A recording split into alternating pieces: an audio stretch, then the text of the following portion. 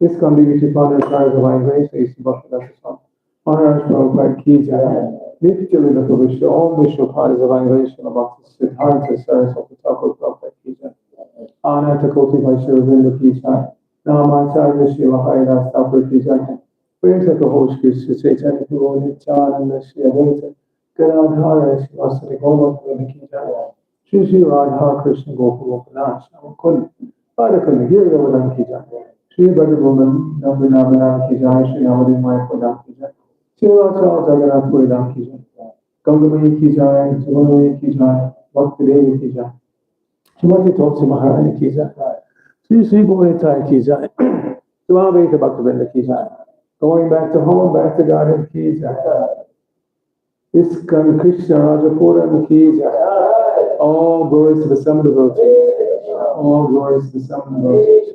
All glories to the Son of the devotees. All glories to Shri Shri Guru and Guru. Glory to Srila Prabhupada. So, how many of you understand English? Put your hand up. How many require translation? Of course, you don't know what I'm saying because you don't speak English.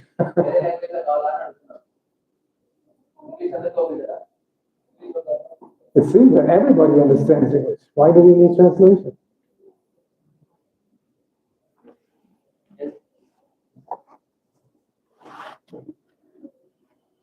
Now, what was the topic for the evening? No, say it out loud.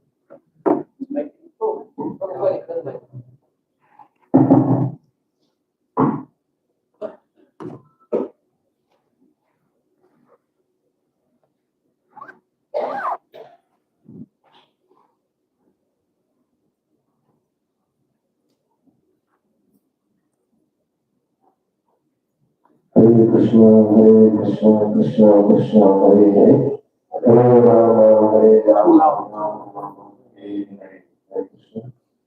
So we are all very, very fortunate to have His Grace Achyuta Prabhu, a very sincere and senior disciple of Bhaktivedanta Swami Srila Prabhupada ki Jai. So Achyuta Prabhu, originally from the island of Jamaica, Africa, was raised in Brooklyn. Not Africa, West Indies. West Indies, Jamaica, West Indies, was raised in Brooklyn, New York. He began his spiritual journey in 1973 after receiving the pamphlet Krishna, the Reservoir of Pleasure, from a Bhakta who later became His Holiness Devamrita Swami Maharaj. This led Prabhu to join International Society for Krishna Consciousness. After a year of training in the Bhakti Yoga tradition, he was initiated by ISKCON's founder, His Divine Grace A.C. Bhaktivedanta Swami Prabhupada in 1974 and received Brahmana initiation at the year 1976 in Mayapur Festival.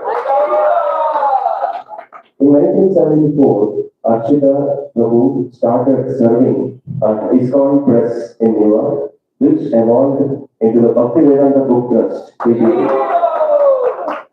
Prabhu played a key role in the Chaitanya Charitamrita Marathon Miracle in Los Angeles in 1975, where the 17 volumes were produced in just 2 months of Srila Prabhupada's order. This significant achievement underlines his dedication to Srila Prabhupada's mission. Currently, Prabhu serves as the president of Bhaktivedanta Book Publishing Incorporation, overseeing the publication of Srila Prabhupada books in English and Spanish. Prabhu regularly travels to ISKCON centers around the world to share the knowledge he has received from His Divine Grace A.C. Bhaktivedanta Swami Srila Prabhupada, as well as his personal experience in practicing Krishna consciousness. Let us all invite Prabhuji. Let us all welcome Prabhuji by loudly chanting Hare Krishna, Krishna Krishna, Hare Hare, Hare Rama, Rama Rama, Hare Hare. So today, mercifully, we have got a topic: the importance of servitorship and leadership in ISKCON movement. Hare Krishna. Nihai Gaura Premanande, Hare Hare.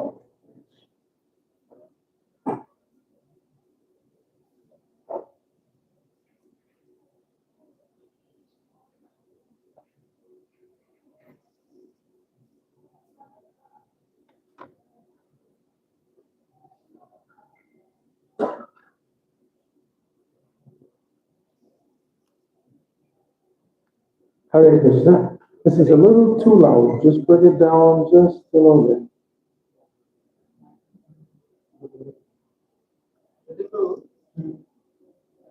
Hare Krishna. So thank you very much for inviting me to your center. Can everybody see? So our topic this evening is the importance of preaching, servitorship, and leadership in ISKCON.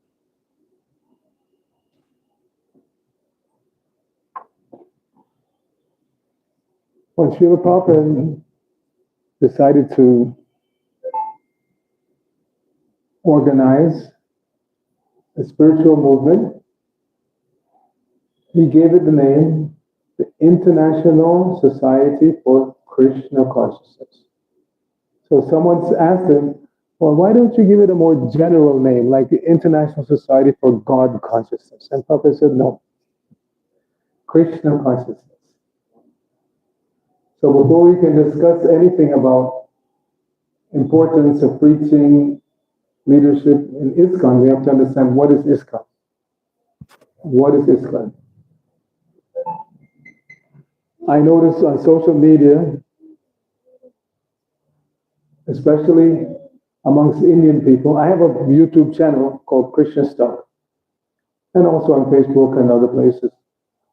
So I interact with a lot of people, and I see a lot of them, they leave the K out. They write ISCON. Have you noticed that?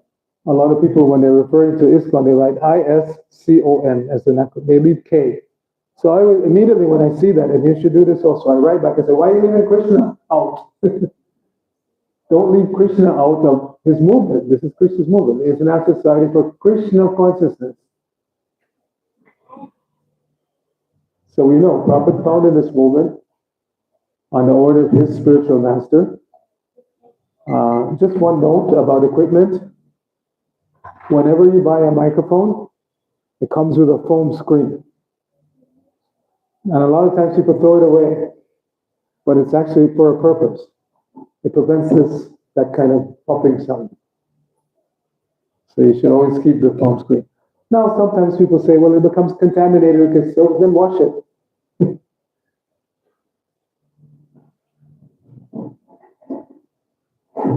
Yes. Then you wash it. Or you buy another one. They're very cheap. You can buy a whole package for a few rupees. But it's an important little piece. Very, very minute thing. It doesn't seem so important, but it plays an important role. The Prophet created this International Society for Krishna Consciousness, following the order of his spiritual master, Srila Bhaktisiddhanta Saraswati Thakur, following Gaura-Kishora Das Babaji Maharaj, following Bhaktivinoda Thakur, going back to Lord Chaitanya. So this is actually Lord Chaitanya's movement. We're taking part in Lord Chaitanya's movement.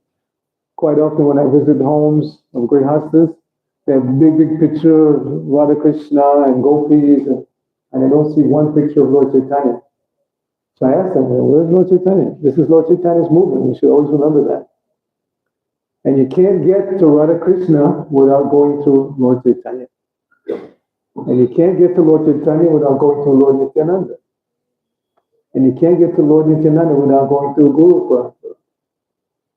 And the best way to get the mercy of Guru Parampara is to preach. So that is the importance of preaching. We should want to go back to home, back to Godhead. This material world is a miserable place. Anybody disagree? You're lying. We all disagree. That's why we're still here. Krishna says in the Bhagavad Gita, Dukkalayam ashashvatam. This place is full of dukh, misery, and it's temporary. But as conditioned souls, lifetime after lifetime, we try to prove Krishna wrong by making big plans to turn dukh into sukh, right? And to turn impermanence into permanence. It never works because the system is designed by Krishna.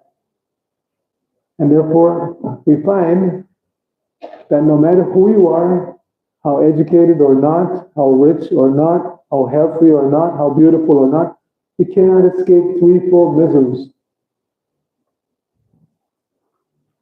Adhyatmic, adibautic, adidaivic, kleshas. These are threefold miseries that everybody experiences. Right? Practically from birth. Right? The child comes into the world. Miserable. After being in the womb, which is also miserable. Sometimes people misinterpret. They think, oh, in the womb of your mother, you're so safe and happy. No, it's not happy. You can't wait to get out. It's a miserable place. And then you're born into a world of misery. And therefore, Bhaktivinoda Thakur says that when the child becomes conscious in the womb, if it's a pious soul, they pray to God, please get me out of here. And when I get out, I will just worship you. However, what happens is, one takes birth, and again, as soon as you cry, mother is there, father is there. Well, not maybe father so much, but mother is there. Auntie and sisters, and every little time something is wrong, somebody's trying to fix it. Most of the time, they don't know what's wrong. There's just an ant biting you on your back and they can't see it, but you're crying, so they give you something to eat. And you're still crying. Get the ant off my back, but you can't communicate. So this world is a miserable place from beginning to end. So yeah, adhyatmic klesha, miseries means miseries caused by our own bodies and mind. Sometimes the body looks to be in perfect condition, healthy, strong, but the mind is not. If you're a grihastha, you have some Lakshmi, right? And you need to have your trees trimmed and the grass cut, and you hire some very healthy guy, and you give him a machete, but he's crazy. No, if you know the guy's crazy, you're not going to give him some sharp instrument. So the mind has to be in order. I'll give you an example. In New York, where I grew up, there's the island of Manhattan, and there's a famous park right in the middle called Central Park. We used to do programs there quite a bit, especially right after I joined. There used to be a big summer concert series in the park, and it was the first time I went out on Buddha Street, as about that I remember clearly. There was this big concert in Central Park, and all of us went to the park, and we were trying to distribute books. Anyway, on the west side of the park, there are a bunch of buildings that are very famous and where wealthy people live. And there's one building there called the Dakota. It became famous because that's where John Lennon used to live. John Lennon from the Beatles, he used to live there. Matter of fact, he got shot right in front of the building. Anyway, in that building, nothing but wealthy people. So there was one fairly young lady, maybe in her 30s. She had inherited millions of dollars from her parents, so living in a fancy building. And she had a routine. Every day she would come down from her apartment and go to the park, take a walk, come back home. So one day she did that. She took the walk, came back home, went to her apartment and jumped out the window, committed suicide. Because the mind is not in order. So we're learning from Bhagavad Gita, Indriyani Paranyahu, Indriyendra Paratana, Manasasta Prabodhi, Yogode Partasasa. There's a hierarchy, and we have to be aware of that. We have to be aware of that. The senses are superior to dull matter. This is dull matter. This is dull matter. At one point,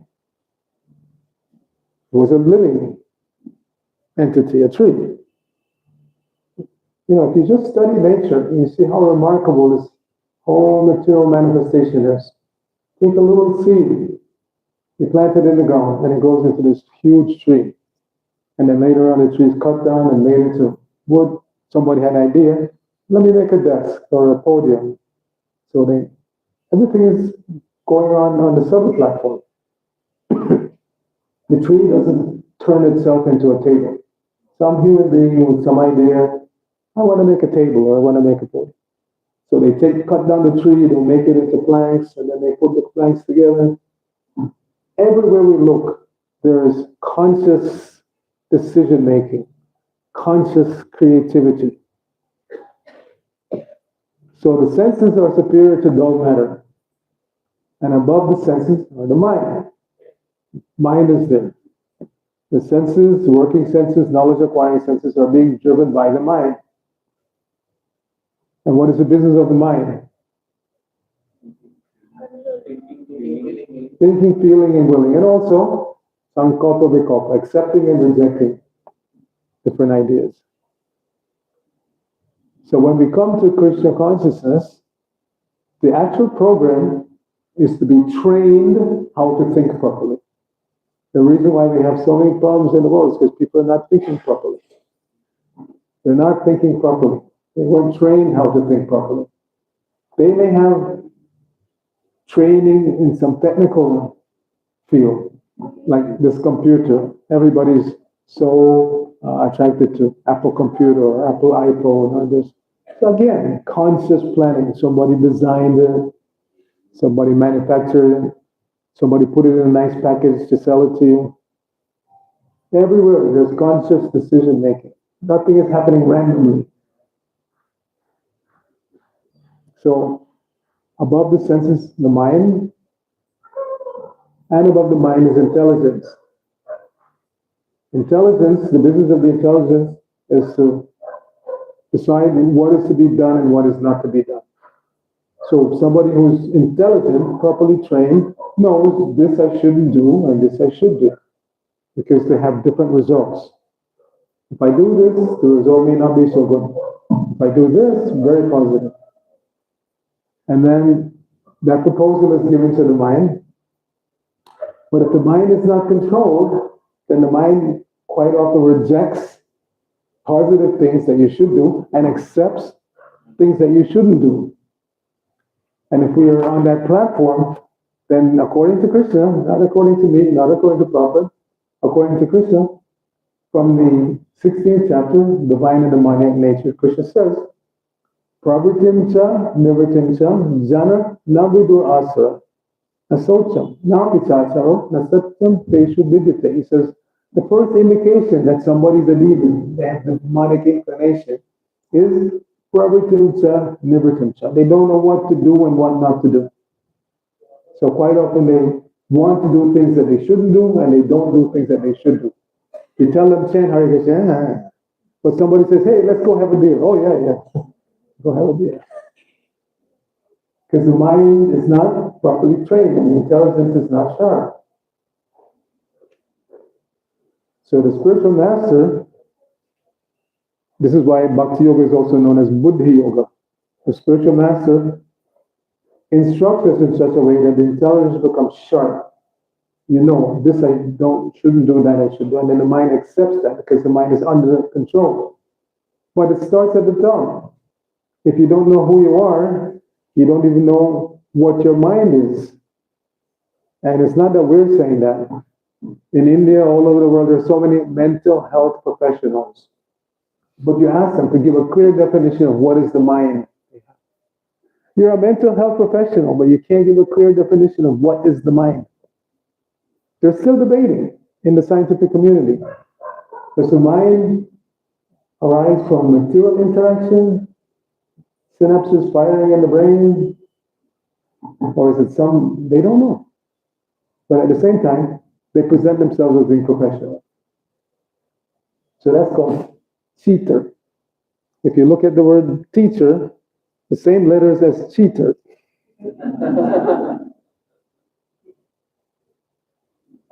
So this is why ISKCON is successful, because Prabhupada was not a cheater, he was a teacher.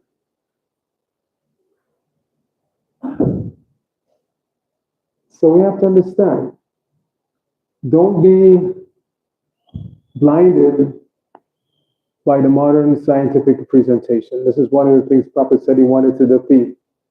Atheistic science. There's nothing wrong with science, but it should not be atheistic. It should be based on reality. And the reality is that everything is coming from Krishna.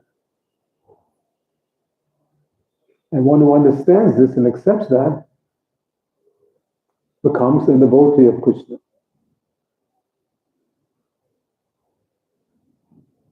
So we're being trained how to become devotees of Krishna. And if we actually become devotees of Krishna, then we become happy. People are trying so many things to be happy, things that are obviously not good.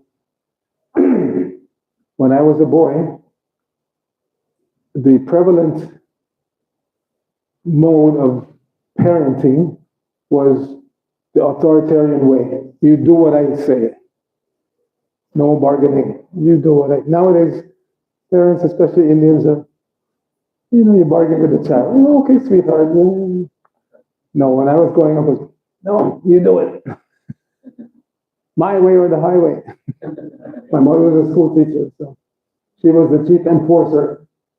My father was a businessman. He controlled us. He was very intellectual. You could say he was like the pundit of his circle.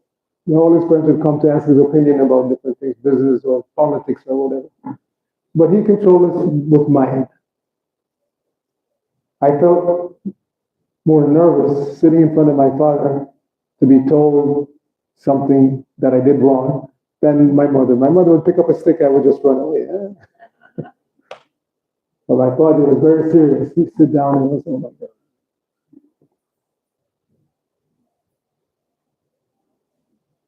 So we're being trained how to think properly.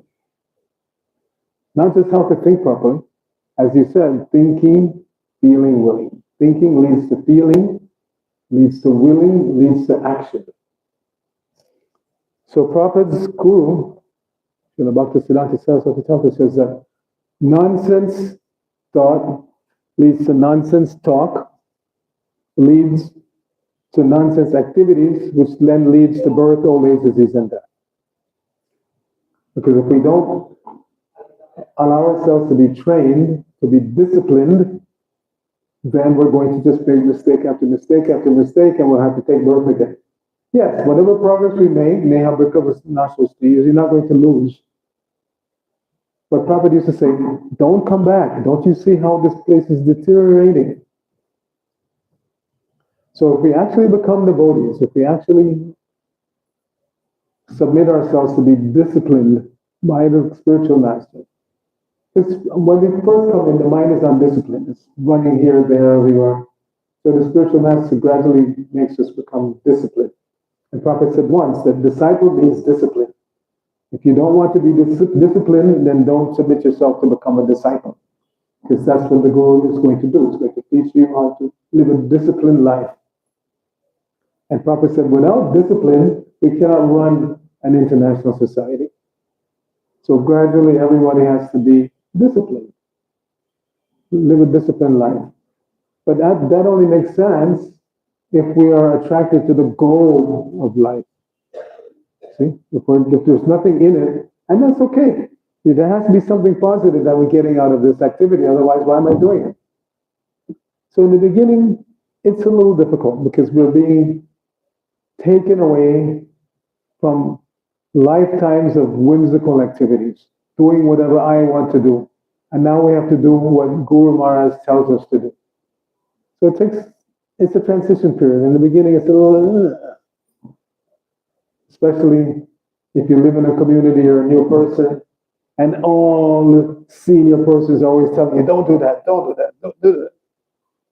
So in a community like this, it's better if one person takes charge of the new people. And then everybody else, if you see that new person doing something wrong, you tell the new person in charge. And then he or she will take care of the situation. Because if everybody's always telling don't do, then the person becomes discouraged and they want to leave. So don't be always eager to, we have to be patient. We have to be patient, first of all, with ourselves. Yes, one can come to the perfectional state like that. In an instant, one can surrender to Krishna and become perfect. But generally, it takes time. So Rupa Goswami says 3 things you must have. Utsahan, which means enthusiasm. Nischaya, determined. Daya, patience. 3 things have to be done. Otherwise, we see sometimes somebody's practicing for 5 years, 10 years, even more, but they become impatient. They become impatient. So they want to leave and go back into the material world. Or they become bewildered by some other spiritual group who tells them, ISKCON is nice, but come to us, we will give you more higher things. Higher things. No. Prabhupada has given everything. So on the screen, we're going to read one selection from the Madhya Lila.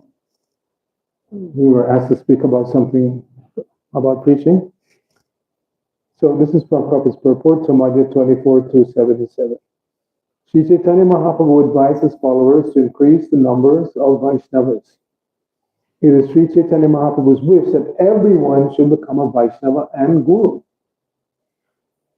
Following the instructions of Sri Chaitanya Mahaprabhu and his disciple succession, one can become a spiritual master, for the process is very easy. One can go everywhere and anywhere to preach the instructions of Krishna. Bhagavad Gita is Krishna's instructions. Therefore, the duty of every Vaishnava is to travel and preach Bhagavad Gita, either in his country or a foreign country. So, now we should try to understand these statements. It is Sri Chaitanya Mahaprabhu's wish that everyone should become a Vaishnava and Guru.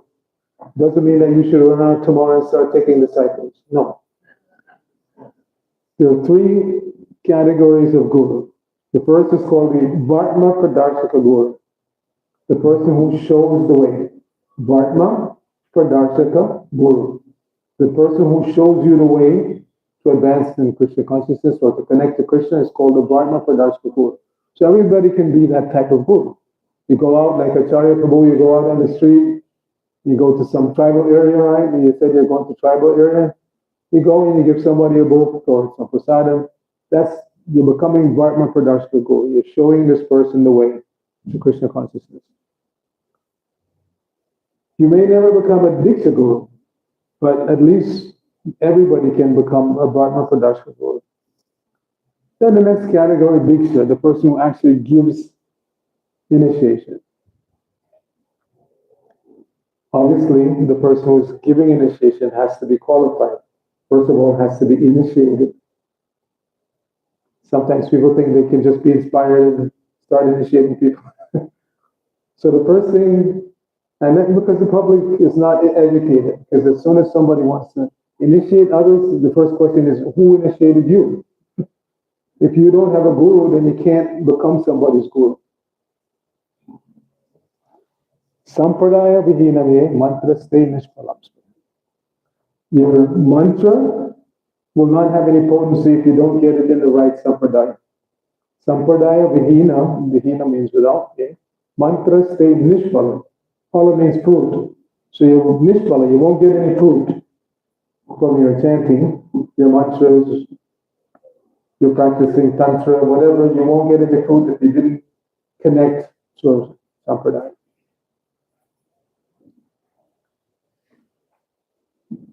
So, to become a Diksha Guru, one has to have a Guru himself or herself. You have to be connected. Bona fide Sampradaya. We know there are 4 bona fide Vaishnava Sampradayas, right? We are in the Brahma Madhva Gaudiya Sampradaya. But there are others. There's the Sri Sampradaya.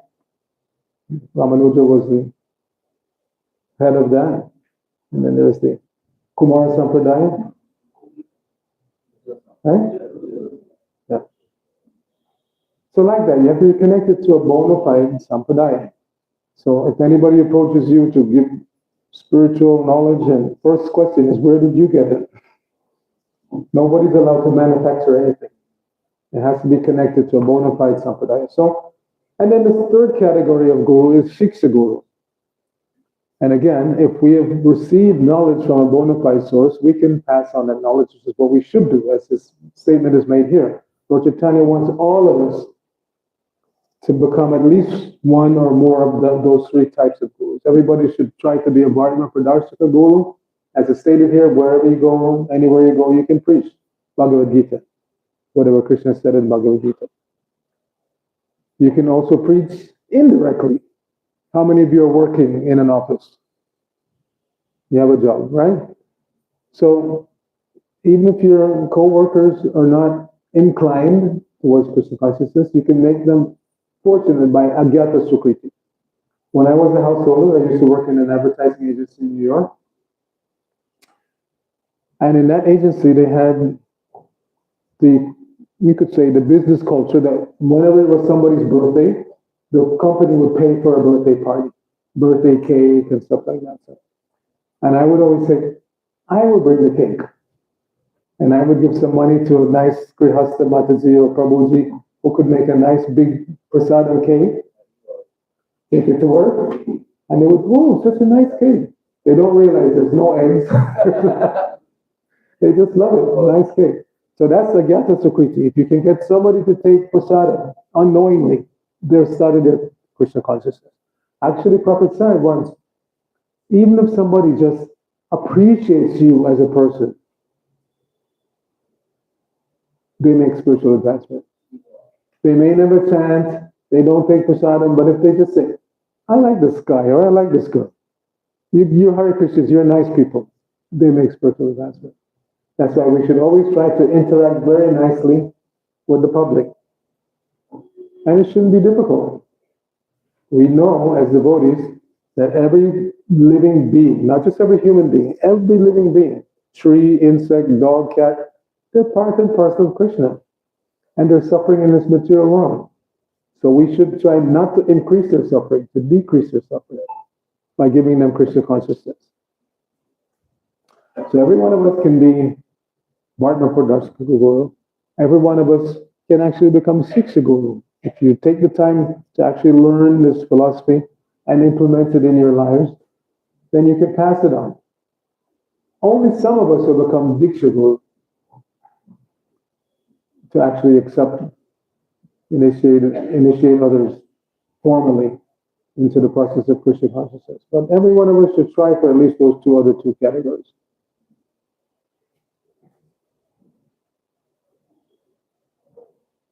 So preaching must go on. This is the way Prabhupada spread his movement, but there are two broad categories of preaching. There's preaching to the mass of people, everybody you see out on the street, and there's preaching to the class, those who are situated highly in society, higher socioeconomic bracket.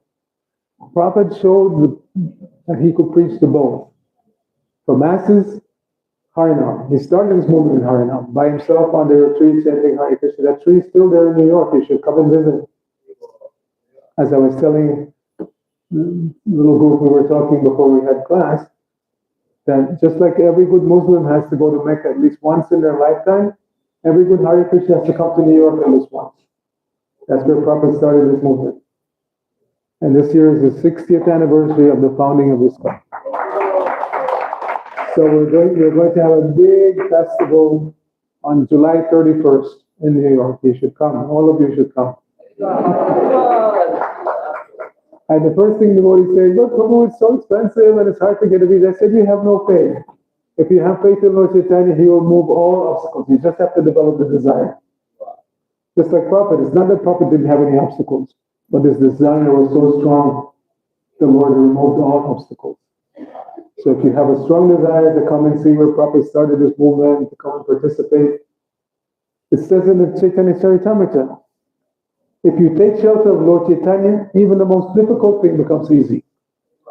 And if you don't take shelter of Lord Chaitanya, even the easiest thing becomes difficult. Right? What is the easiest thing? Eating. But for somebody who hasn't taken shelter of Lord Chaitanya, you give them a piece of prasadam and they can't do it. It becomes difficult. So take shelter of Lord Chaitanya, develop the desire to come and glorify Prabhupada in New York, and you'll be there. So everybody, again, this preaching movement, Lord Chaitanya started. This is Lord Chaitanya's movement. We should always keep that in mind. And everybody can gradually become qualified or immediately. As I said, as was mentioned in the introduction, Rasheshwar, right? That's your name? Rasheshwar Prabhu. He mentioned that first pamphlet I got on the street of New York, that person was not even initiated. So this is the potency of Srila Prabhupada's movement. Even a new bhakta, a new bhaktin can take the books and go on the street and make more devotees. Make more devotees. So we should all try for that. And every one of us, we owe whatever progress we've made to Srila Prabhupada. Like Krishna says, one who says he's my devotee is not my devotee. But one who is a devotee of my devotee, he is my devotee. So every one of us has to become Prabhupada Anugas. Not just Prabhupada disciples. All generations coming, they have to be Prabhupada Anugas. Prabhupada was that person who did the seemingly impossible. Before Prabhupada came, so many preachers were there, but they were preaching in India only. Maybe just a little bit beyond. As we know, Srila Bhaktisiddhanta sent a few disciples to London, but they were not successful. They came back. So Prabhupada is the one who took Lord Chaitanya's desire, his Guru Maharaj's desire, to preach in the Western countries. That's what we say in Prabhupada's pronounced. Nirvishesha Shunyavadi Paschatya Deshatari. Nirvishesha means, what does it mean? Nirvishesha. Very easy. Nir means without, Vishesha means one. So there are those who think that there is a supreme spiritual reality, but it's formless. There's no form. And the Shunyavadis, they're the voidists, they're Buddhists. But Nirvisheshvad and Shunyavad doesn't exist only in the Western countries. It exists right. Yeah. So Prabhupada delivered everybody from Nirvisheshvad and Shunyavad all over the world. He first tried to establish this movement here in India, League of Devotees, but didn't work. So he finally went to America. And then he brought his American disciples, European disciples back to India.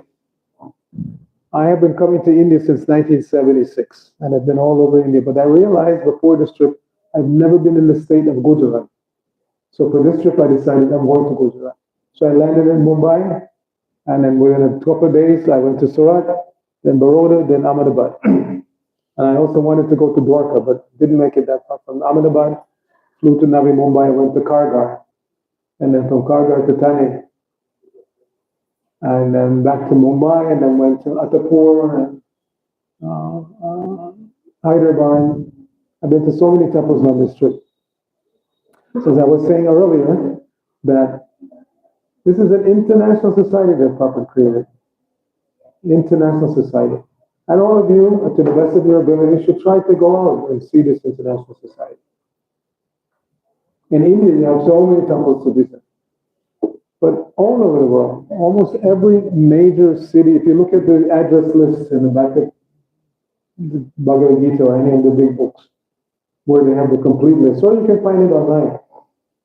Almost every major city in the world has a Hare Krishna temple, ISKCON temple. And by Krishna's mercy, I've been to many, many of them. So when you travel and you see what Prabhupada has created, it increases your faith, it increases your appreciation of Srila Prabhupada. How he has conquered the world.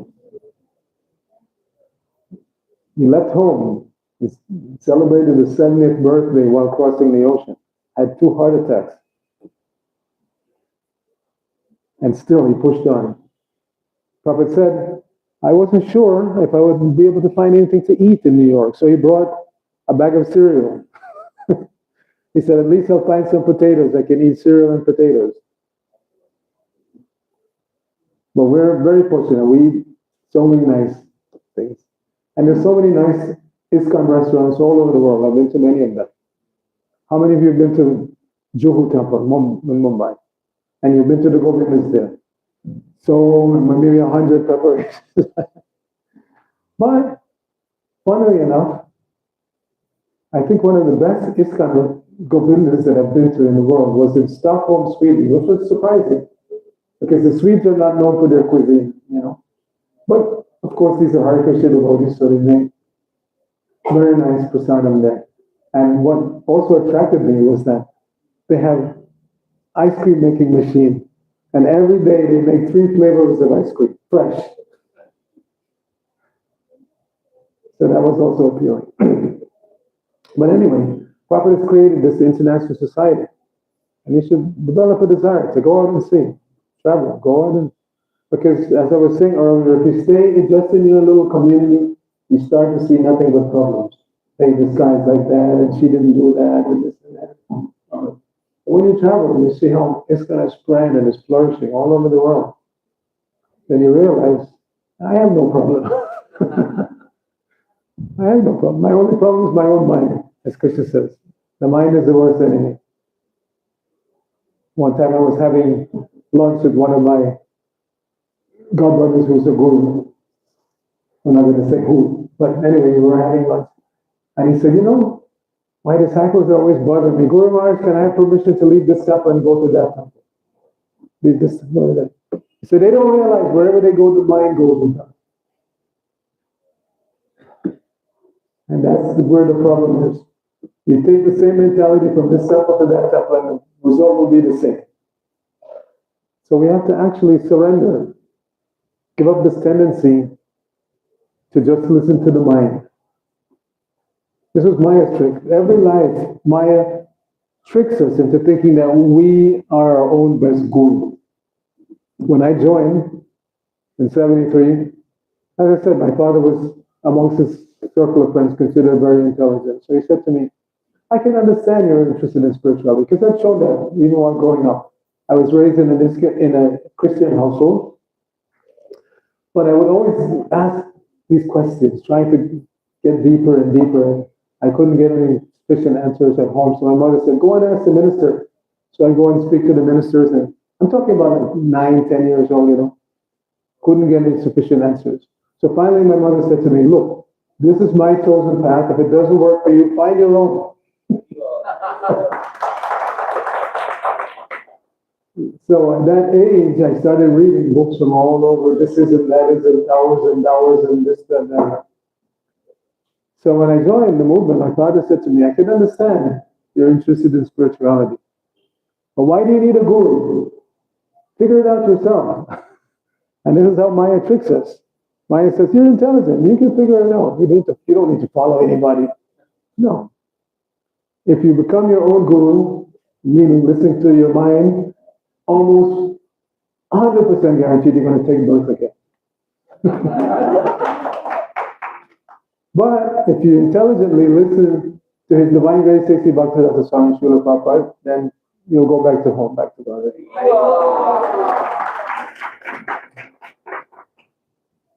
Because Prabhupada is empowered, obviously empowered to distribute this knowledge,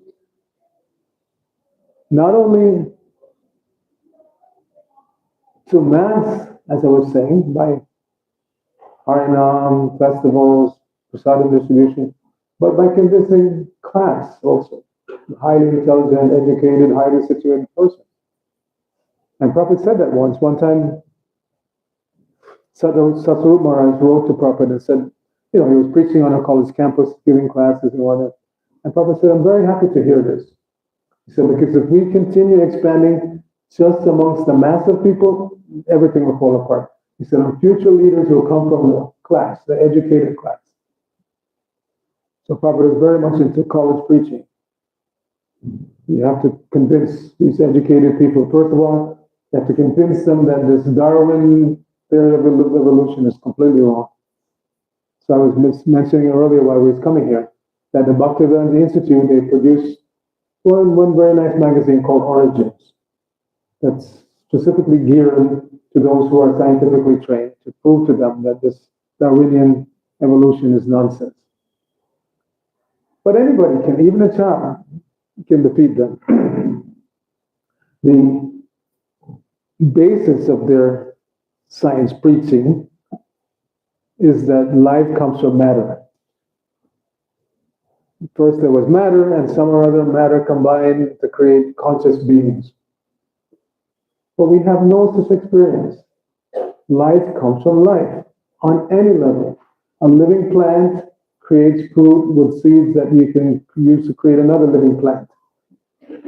Cats give birth to cats. Dogs give birth to dogs. Human beings give birth to human beings. We have no experience of monkeys giving birth to humans.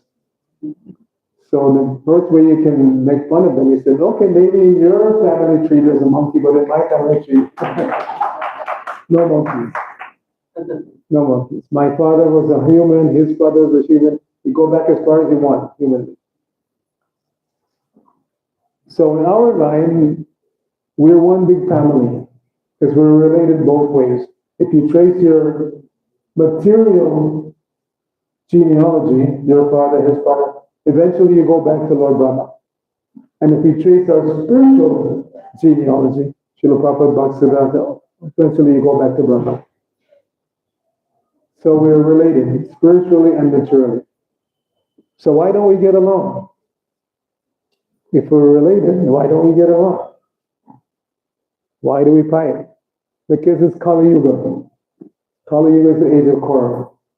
And this is the business of Kali, to always try to make us fight. Because Prabhupada said, if we stay united, we cannot be defeated. He said, it's like sticks. You take one stick, you can break it. But you put a bundle together, even the strongest person can't break it. So don't fight. Please, don't fight. This is Kali Yuga, Kali personified, trying to stop Lord Chaitanya's movement, because Kali means these four principles of religion, irreligion: meat eating, gambling, intoxication, and illicit sex. This is what Kali is offering to everybody. And ISKCON is just the opposite. No meat, no fish, no eggs, no illicit sex, no intoxication, no gambling. One time I was in Zurich, Switzerland. I think it was 1996. And my dear godbrother, who was no longer with us, Bhakti Tirtha Maharaj, just happened to be there at the same time. So we said, there was a farm community near the border in France, but near the border of Switzerland. So why don't we go visit? We've never been there. So I said, okay. So we went there. And then from there, we went to Mayapur, which is further into France. And then on the way back, I was going to go back to Zurich, but Maharaj had to go to some meeting of United Nations, because he was preaching to class, people in the United Nations. So he told me, he said, there's one person from Africa who was at that time, the head of the UN Labor Relations Committee. So he said, this guy said to him once, this gentleman said to Bhakti Tirtha Maharaj, he said, yeah, I really like you people. I like your food, I like your music, I like your philosophy, I like everything about you. But so many of my colleagues in the UN, they don't like you. He said, I couldn't figure it out, why they don't like you. And then he said, one day I realized it's because of your four principles. No intoxication. Intoxication is big business. No meat eating. Meat selling is big business. No gambling. Gambling is big business. No illicit sex. Prostitution is big business all over the world. That's why they don't like you. So we can't be surprised. Prabhupada said, don't be surprised when you're preaching that there's resistance. If there's no resistance, that means you're not really preaching. And this is how some other groups, they try to steal the devotion of ISKCON. You just come with us and we sit down and we read Rasa Shastra and Om Shanti Shanti Shanti. No, that's not. If there are no problems, because they tell you ISKCON has so many problems. But if there are no problems, it means you're not preaching. Because if you're preaching, there will always be a mixture of new people, people in the middle, people who are advanced. And when you have a mixture of people, there's going to be some problems. So if there are no problems, it means you're not preaching. So don't be fooled by these people. Oh, ISKCON has so many problems, come to our camp, there is no organization on this planet, either material or spiritual, that has no problems. And again, if it's a spiritual organization and has no problems, it means they're not preaching. They're just sitting down and fooling themselves that they're advanced by reading Rasa Shastra. But that's not Lord Chaitanya's movement, as is stated here. Lord Chaitanya wants everybody to go out and preach. Lord Chaitanya's movement means going out and preaching. We know Lord Nityananda, Haridas Thakur, they approach even Jagai Madai to preach. So preaching movement means you're always going to have a mixture of new people, some are a little more advanced, a little more advanced. So you're going to have problems. It's part of the territory of preaching. Prabhupada tolerated so many problems amongst his neophyte disciples and followers. So a preacher has to be tolerant, determined. We know Prahlad Maharaj is the emblem of determination. Even though his father was the biggest demon, he wouldn't stop preaching. Threatened him, tried to kill him, he wouldn't stop preaching. And Prabhupada said that. He said, this world is such a bad place that you just simply try to preach Krishna consciousness. So even your own family members will try to kill you. So we can't be surprised when there's opposition, when there's problems. Just go on preaching, go on chanting, go on taking shelter of Lord Nrsimhadev. Lord Nrsimhadev, Prabhupada said, is specifically the protector of preachers.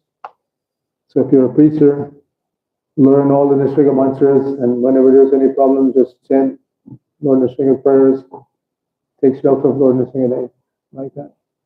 Lord Nrsimhadev will protect. I tell you a story from Los Angeles. It's not a story, it actually happened. One devotee, book distributor, used to go out every day. One day he decided to go to a really bad neighborhood.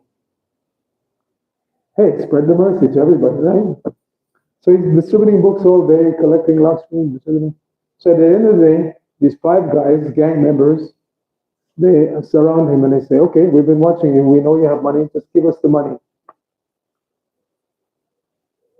So he said, maybe I was being foolish. Maybe I should have just given them the money.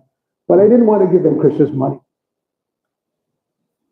So he closed his eyes and he said, Lord Nrsimhadev, I don't want to give them Krishna's Lakshmi. When he opened his eyes, they were all gone.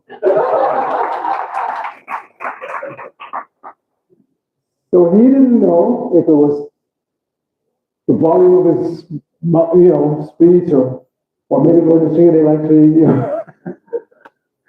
but they were gone. So as preachers, we have to take shelter of Lord Nrsimhadev. And always, this is one of the items of surrender, to always feel oneself protected by the Lord in all circumstances. And there will be negative circumstances. I can tell you so many stories, but time is going on. So yes, we must preach, but in order to preach effectively, we have to be trained effectively. Which means we have to behave properly. And you may remember from Chaitanya Charitamrita, Sanatana Goswami said to Haridas Thakur that some devotees preach, but they don't behave very nicely. And some devotees are very popular, they behave very nicely, but they don't preach. He said, you Haridas, you are the best because you do both. You preach and you behave very properly. So we have to do both. We have to preach, but we also have to be trained how to preach properly, how to behave nicely. Prophet said, my followers will be noted because they are ladies and gentlemen. Krishna says, everybody should know this verse, the last verse of the 5th chapter. Prophet called it the peace formula.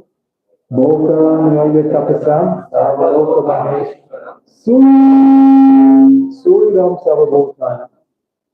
So that the 3rd line, Krishna says, I am the Surit, the best friend of all living entities. So Prophet said one time, if the master declares himself to be the friend of everyone, then the servants have to be friendly. You can't be a servant of Krishna and be unfriendly. Right? If the master is the friend of everybody, then the servants have to be friendly. And that friendliness has to start here. If we can't be friendly in our own bhakti sangha, how can we go out and be friendly to people in the street? It's not meaningful. You see sometimes the devotees are like that. They're very comfortable being nice to the non-devotees, but then they come back to the temple. No, first of all, be nice to the devotees. And then that will spread to the non-devotees. If you can't be nice to the devotees, then something is wrong. So again, preaching means, first of all, being trained how to preach properly, how to be a nice devotee, how to be friendly to everybody.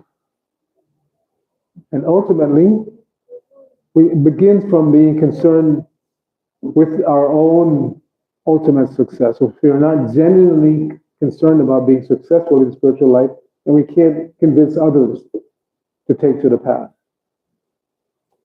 So those who are parents, how many of you have children? Put your hands up. Yes? So if you want your children to be devotees, then you have to be a devotee. You see, you can't convince the children to do something that you're not interested in. They're too smart. They'll see that you're not really into it. You really just want to go home and watch cricket. Or do something else. So if you want your children to be successful in Bhakti Yoga, be nice devotees, then you have to. If you want your children to go to the mandir, then you have to go to the mandir. Thank you.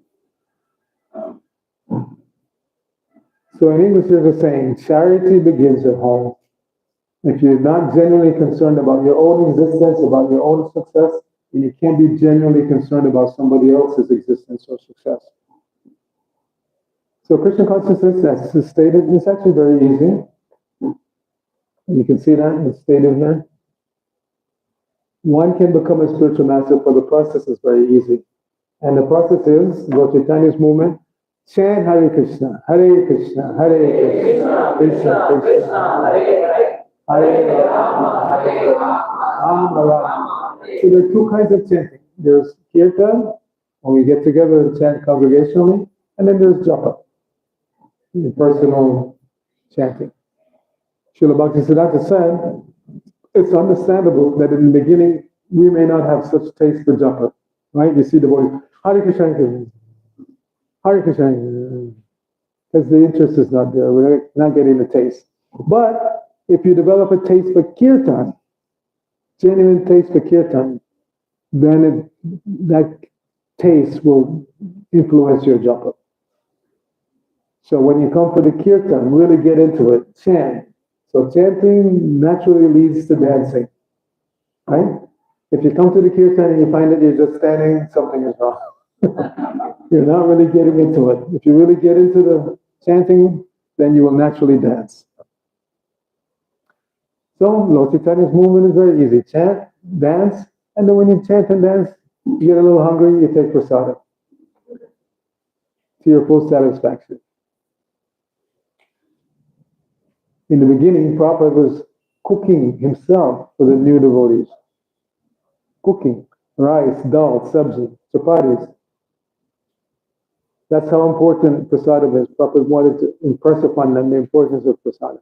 And he would tell them, take to your full satisfaction, eat more, eat more. But there was one devotee, his name was Triadish. This is the early days. I joined in 73, so this was back in like 66. So this devotee, Triadish, he could eat like anything. And I could relate to it because even though I joined because of the philosophy, I quickly got into prasadam eating. So he would eat so much, 2 chapatis, 4 chapatis, 6 chapatis. Most devotees would stop after 5 or 6, 8 chapatis. When he got to 10, Prabhupada said, stop.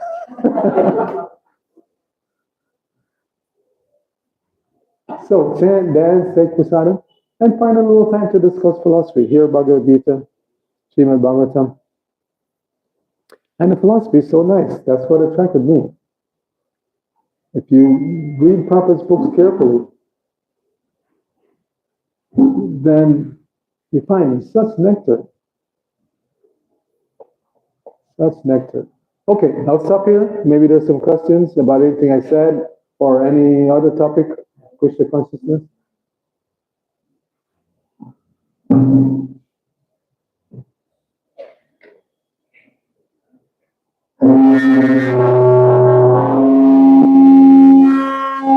Hare Krishna.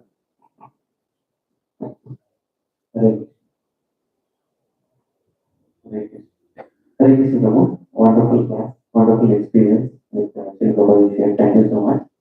It's our great fortune to be here. So I have a couple of questions. One at a time. Yeah, first the last one. So you mentioned that the importance of preaching. Everyone has to do preaching. That is what Chaitanya Mahaprabhu is mentioned. So I have one question.